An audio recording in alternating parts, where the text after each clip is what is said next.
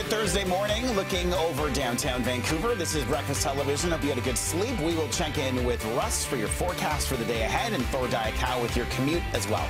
First, a 74-year-old man is dead this morning after being shot and killed in Abbotsford last night. Police say he was an innocent bystander, simply in the wrong place at the wrong time. Shots were fired just after 7 o'clock last night on Promontory Court near Ridgeview Drive.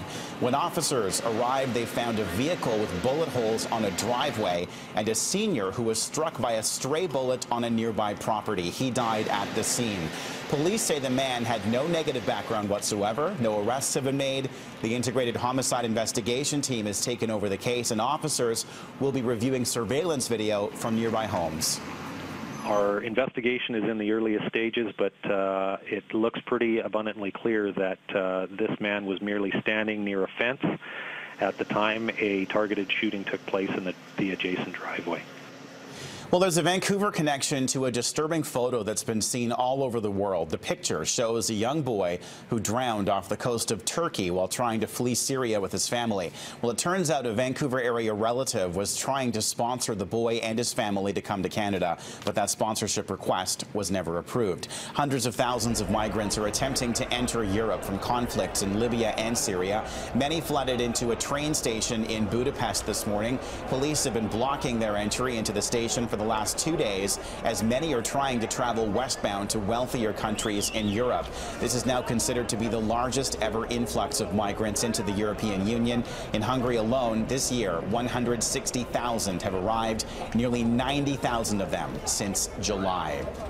Vancouver police are searching for a suspect after a brazen theft that was caught on camera. On Tuesday night, a man walked into the Drones Plus store on West 4th Avenue in Kitts and asked to use the phone. When the employee wasn't looking, security footage shows the man taking her wallet.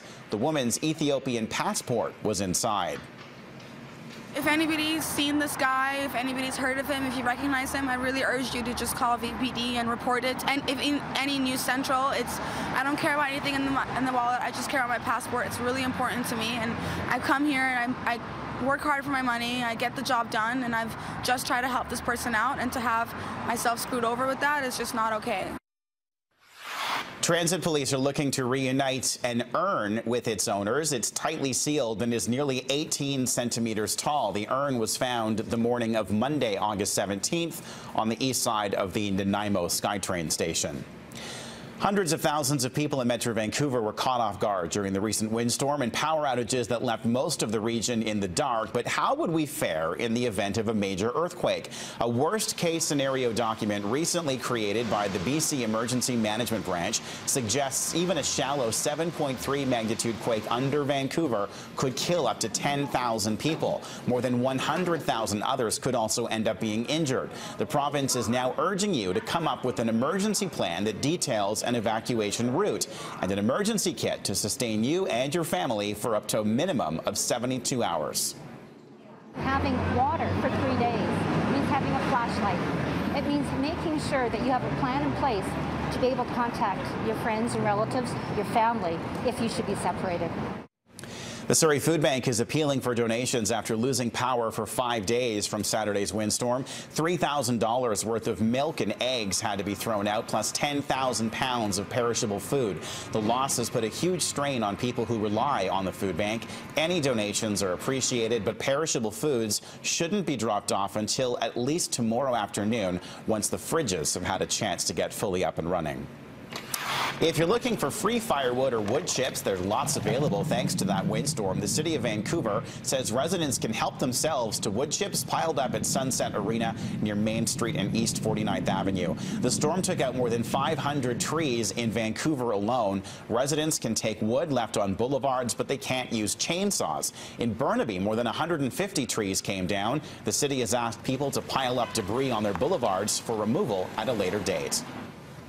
In my garden on the paths, so just kind of keep the weeds away. So that's it. It's all about being, environment friendly, right?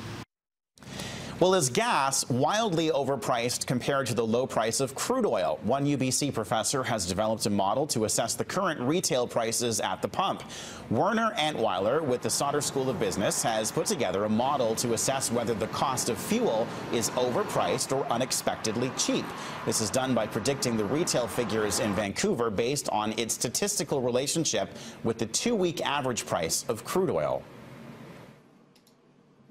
Retail gasoline market has its own price dynamics because there is refining capacity that could be constrained, and there's also inventory management that can play a role. Right now, one of the major refineries in Indiana is actually down in the one in Whiting.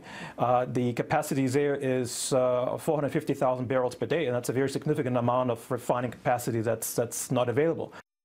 Just out of your forecast with Russ, I want to give you a live look right now at the Georgia Viaduct, where it has been the scene of an overnight closure, and there's just one vehicle left there.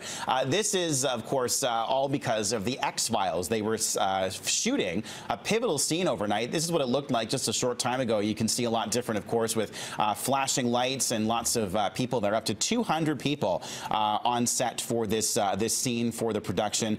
It is set to wrap up officially at 6 o'clock this morning with the Georgia Viaduct then fully reopening to traffic, but it's been closed since roughly 10 o'clock last night as crews needed to use the viaduct to film a traffic jam scene with one of the show's stars. 5:37. Did you see David Duchovny down there? No, I didn't. I like that opening shot with the one van. I'm thinking